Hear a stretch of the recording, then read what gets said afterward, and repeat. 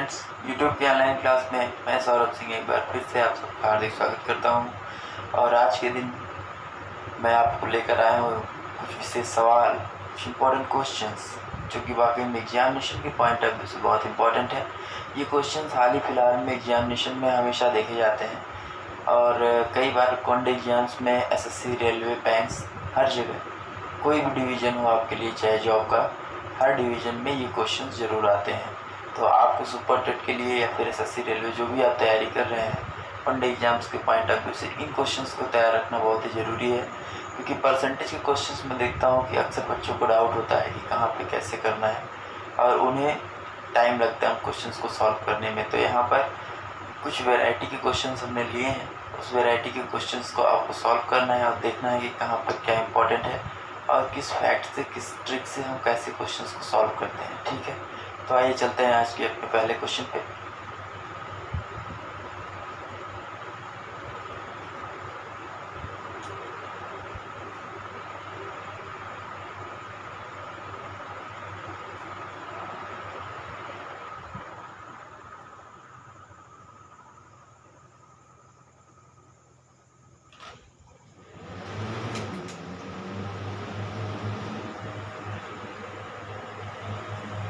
ठीक है, तो पहले क्वेश्चन पे चलते हैं और देखते हैं कि कैसे सॉल्व करते हैं। पहला क्वेश्चन पढ़ लीजिए। देखिए पहला क्वेश्चन क्या कह रहा है। पहला क्वेश्चन कह रहा है, यदि किसी वस्तु के मूल्य में 7.5% की वृद्धि कर दी जाए तो उसके मूल्य में 15 रुपए की वृद्धि हो जाती है।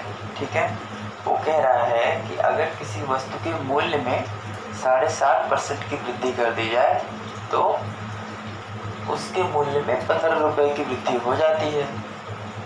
तो वस्तु का मूल्य बताइए। तो वस्तु का मूल्य कितना रहा होगा। तो हमने आपको परसेंटेज को रेशियो में बदलना सिखाया है। तो 7.5% पहले क्वेश्चन का सॉल्यूशन है।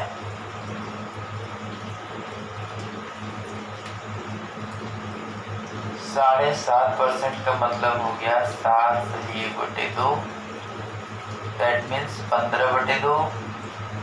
इसको रेशियो में बदलेंगे, परसेंट है, इसी को हम ऐसे लिख रहे हैं। ठीक है, अब इसको रेशियो में जब आप बदलेंगे तो 100 से भाग देंगे तो यही बदल जाएगा किसमें, कर लीजिए।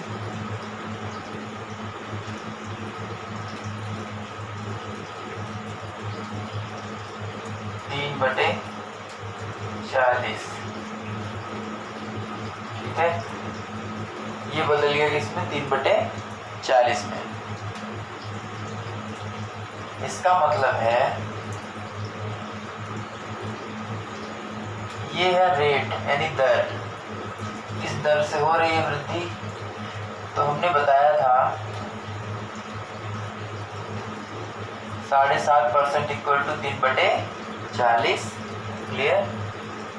तो अब क्या करेंगे, 7.5% की वृद्धि हो रही है। तो वृद्धि ये हो रही है तो इसका मतलब होता है ऊपर वाला ये वृद्धि हो रही है। ठीक है, तो 40 में 3 जोड़ेंगे तो कितना हो जाएगा,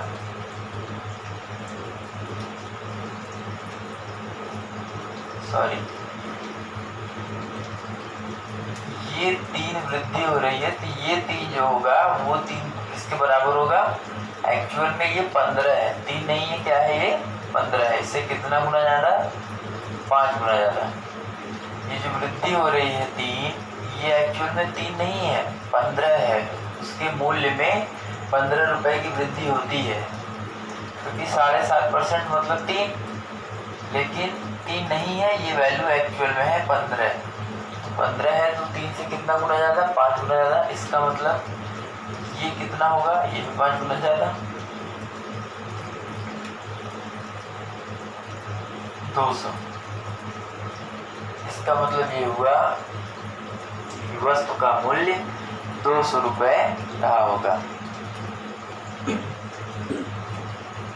समझ में आया समझ में। हमें लग रहा है कि आपको क्वेश्चन समझ में आया होगा। ठीक है, ऐसे ही करना होता है। 7.5% की वृद्धि हो रही है तो परसेंट में वृद्धि हो रही है अब मूल्य में भी उसके बराबर की मूल्य भी दिया हुआ है, तो 7.5% को पहले रेशियो में बदल लीजिए, फिर देखिए जो वृद्धि हो रही है उसको मैच कर लीजिए किससे, वास्तविक वैल्यू से। वास्तविक वैल्यू से कितनी गुना ज़्यादा, 5 गुना ज़्यादा, तो बस ये भी कितना गुना ज़्यादा, 5 गुना ज़्यादा, 200 रुपये।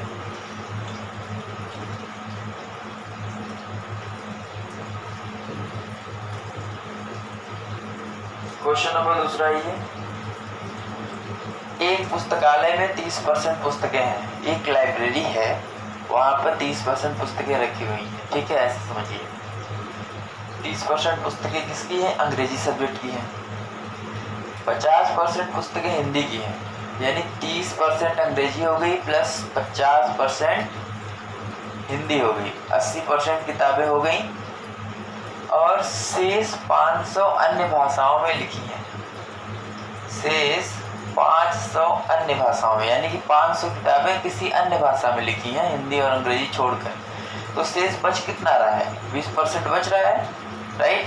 कितना परसेंट बच रहा है, 20% तो बच रहा है। 30% इंग्लिश में, 50% हिंदी में, तो टोटल 80% चली गई इंग्लिश और हिंदी भाषा में, बचा 20%। ये 20% बच रहा है किस भाषा में, अन्य भाषाओं में। और उस 20% का जो मान है वो 500 के बराबर होना चाहिए। क्यों, क्योंकि शेष 500 किताबें अन्य भाषाओं में लिखी हैं। इसका मतलब जो शेष बचा 20% वो और ये किताबों की वैल्यू 500 दोनों आपस में बराबर होंगे। तो यहाँ से समझ में हमें आ रहा है एक चीज, इंग्लिश के लिए कितना था, 30%,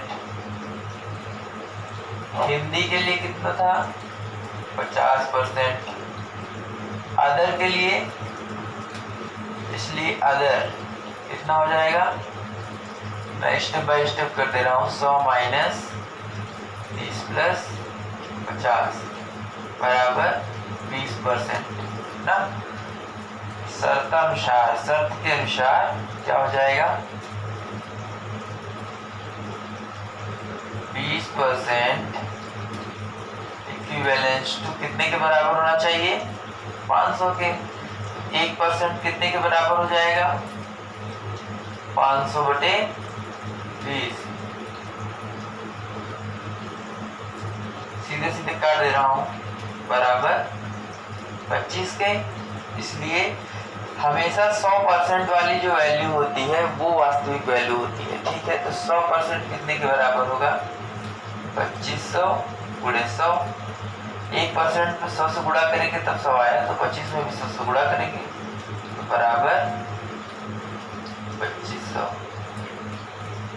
ये हो गई आंसर। यानी कि पुस्तकालय में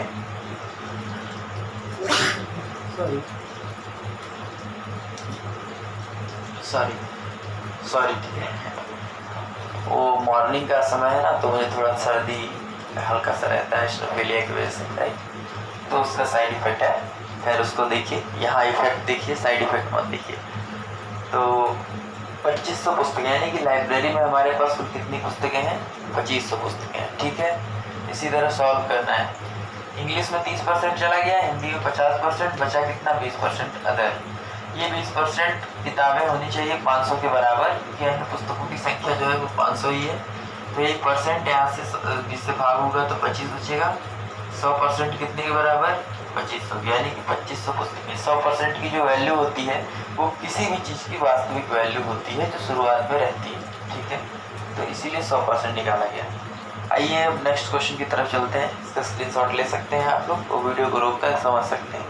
इस तरह के क्वेश्चन को आप लोग ऐसे ही सॉल्व करेंगे, ठीक है। सबसे बेहतर तरीका यही है, अपने माइंड में सेट कर लीजिए कि किस कैटेगरी का किस तरह का क्वेश्चन आएगा तो हम किस तरह करेंगे। एक बेहतरीन कंपटीटर हमेशा क्वेश्चंस को क्लासीफाई करके रखता है और हर क्लासिफिकेशन के साथ अपने कॉन्सेप्ट को भी मॉडिफाई करता है। इसी से उसका टाइम बचता है और इसी से उसे कंपटीशन में प्लस पॉइंट, प्लस बेनिफिट और सिलेक्शन मिलता है। तो आपके लिए भी यही अच्छा है कि क्वेश्चन की वैरायटी को समझिए, इस टाइप का क्वेश्चन है और इस टाइप के क्वेश्चन को कैसे सॉल्व करना है। अलग अलग टाइप की मैथमेटिकल क्वेश्चन को अलग अलग तरीके से आप लोग कंसेप्ट में रखेंगे तो आपकी तैयारी बेहतर होगी, ठीक है। चलिए आइए थर्ड क्वेश्चन की तरफ। राहुल के पास जितने पैसे थे उसमें से 35% अपनी पत्नी और 50% अपने पुत्रों को दे देता है। यानी कि राहुल कोई व्यक्ति है, उसके पास जितने भी पैसे रहे होंगे, फिलहाल पता नहीं है कितने पैसे हैं, उसने 35% पत्नी को दिए, 50% अपने बच्चों में बांट दिए। तो बचा कितना? 50, 30, 80, 85 गया, तो बचा कितना? 15%। तो 15% पैसे अभी भी उसके पास हैं। शेष 450 रुपए उसने अपने लिए रखे हैं, यानी कि अभी 450 रुपए उसके पास हैं उसके जेब में। तो इसका मतलब ये है कि वो जो 15% पैसा बच रहा था, वो 15% किसके बराबर होना चाहिए? शेष 450 रुपए के बराबर होना चाहिए। तो राहुल के पास कितने रुपए थे? तो वही हो गया फिर से, वाइफ उसने दिया 35%, अपने सन को दिया 50%, सेल्फ यानी अपने लिए,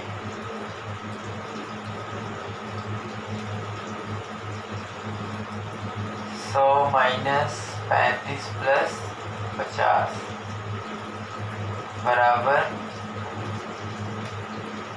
15%। अब यहाँ से फिर से शर्तानुसार शर्त जो दे रखा है उसने, उसी के अनुसार चलेंगे। ये 15% बराबर होना चाहिए कितने के? 450 के। तो 1% कितने के बराबर होगा? 450 बटे 15 बराबर 30% के। इसलिए 100%, इसलिए 100% कितने के बराबर होगा? 30 गुणे 100 बराबर 3000, यानी कि रुपए। 100% पे जो वैल्यू निकलती है वही उसकी वास्तविक वैल्यू होती है। इसका मतलब ये हुआ कि उसके पास शुरुआत में 3000 रुपए रहे होंगे। ठीक है, स्क्रीनशॉट ले लीजिए आप।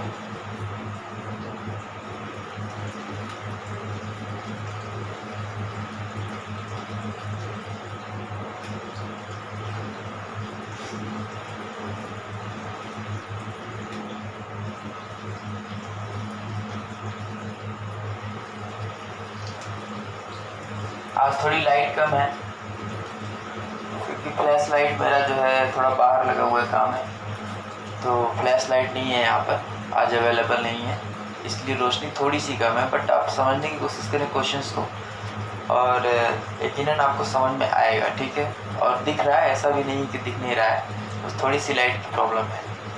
चलिए आइए चौथे क्वेश्चन की तरफ। ये क्वेश्चन वेरी इंपॉर्टेंट, ठीक है, चौथा क्वेश्चन इंपॉर्टेंट है, अक्सर पूछा जाता है। एक आयत की लंबाई में 20% की वृद्धि कर दी जाए। आयत की कुछ है, लंबाई में 20% की वृद्धि कर दी जाए और चौड़ाई में 10% की वृद्धि कर दी जाए। चौड़ाई में 10% की वृद्धि कर दी जाए तो आयत के क्षेत्रफल में क्या परिवर्तन हुआ, यानी कितना परिवर्तन होगा आयत के क्षेत्रफल में? वो बढ़ेगा कि घटेगा, कितना घटेगा कितना बढ़ेगा, ये आपको बताना है। लेकिन उसके पहले क्षेत्रफल का सूत्र क्या होता है? लंबाई गुणे चौड़ाई आयत के लिए, ये आप ध्यान रखिएगा।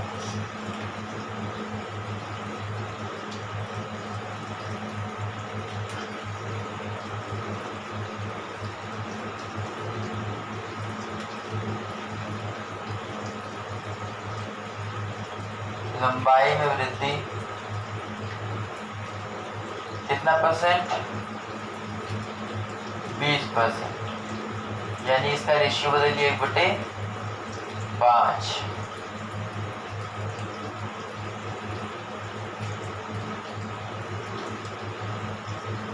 चौड़ाई में वृद्धि 10%, यानी कि 1/10।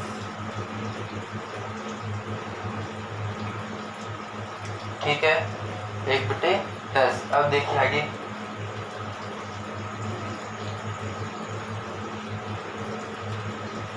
यहाँ हो गया लंबाई, यहाँ हो गया चौड़ाई। हम रेट निकालेंगे यानी दर। पहले भी हमने आपको एक क्वेश्चन बताया है किस तरह से, किसमें दर पहले अनुपाते बाद में। पहले कितना था, बाद में कितना। पहले शुरुआत में रहा होगा 5, लंबाई कितनी रही होगी शुरुआत में, 5 ही रही होगी, क्योंकि हमने कहा है जो शुरुआती वैल्यू होती है वो हमेशा नीचे आती है, तो नीचे रही होगी 5। बाद में वृद्धि हो गई 1 की, तो अब कितनी हो गई, 5 और 1 6। चौड़ाई की बात करें तो पहले कितना रहा होगा 10, अब 1 की वृद्धि हो गई थी, कितना हो गया 11। इसको काट दीजिए, 2 तिहाई 6, 2 पंचे 10। क्षेत्रफल निकालना है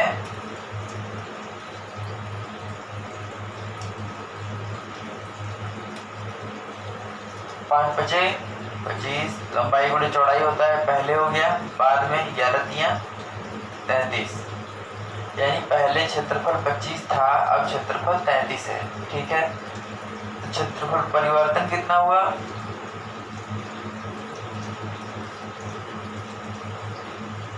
-25 बटे मूल वास्तविक संख्या। पहले क्या था 25 था, अब गुणे 100 कर देंगे तो प्रतिशत में आ जाएगा। 33 में से 25 गए 8,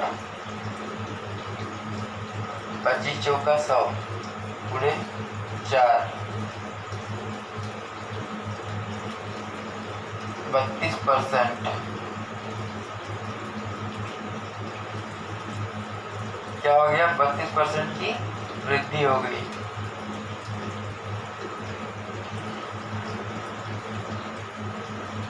इस तरह से 32% की वृद्धि हुई। और इसी तरह से क्वेश्चन आपको करना है कि पहले और बाद में ऐसे बना करके टेबल। लंबाई, जब भी आयत वाले क्वेश्चन जब भी आयत के क्वेश्चन आएंगे और उसमें लंबाई में वृद्धि चौड़ाई में वृद्धि की जाए या फिर कमी भी की जाए, तो आप लोग ऐसे ही कर लेंगे। दोनों में वृद्धि हुआ है इसलिए दोनों को हमने जोड़ा हुआ है यहाँ। अगर इसमें वृद्धि हुई होती, इसमें कमी होती, तो यहाँ माइनस करके यहाँ 9 लिखते, तो उसके हिसाब से इसको यहाँ पे तो सही था 10, ये 9 हो जाता। तो कमी करते तो इस तरह सॉल्व करते, इसको गुणा कर दीजिए, आप उसमें डायरेक्ट लग जाएगा। आप प्रैक्टिस करेंगे तो आपको इतने डिटेल में इतने आराम से करने की ज़रूरत नहीं पड़ेगी। चुटकियों में आराम से 50 से 10 सेकंड में आप लोग कर लेंगे क्वेश्चन को। ठीक है, तो हमारे साथ बने रहिए, इसी तरह से अपना सपोर्ट कीजिए, क्योंकि इस चैनल को आगे बढ़ाने में आप लोगों का सपोर्ट इम्पॉर्टेंट है। तो हमारा सपोर्ट करिए, इसी तरह पढ़ाई करते रहिए, वीडियो को लाइक करिए, शेयर करिए और ज़्यादा से ज़्यादा सब्सक्राइब करने की कोशिश करिए। जो लोग भी देख रहे हैं इस वीडियो को वो लोग सब्सक्राइब करें, और ताकि नया वीडियो अपलोड होते ही आपको उसका नोटिफिकेशन मिल जाए। आज के लिए बस इतना ही। Thank you. जय हिंद, जय Bharat. Have a good day.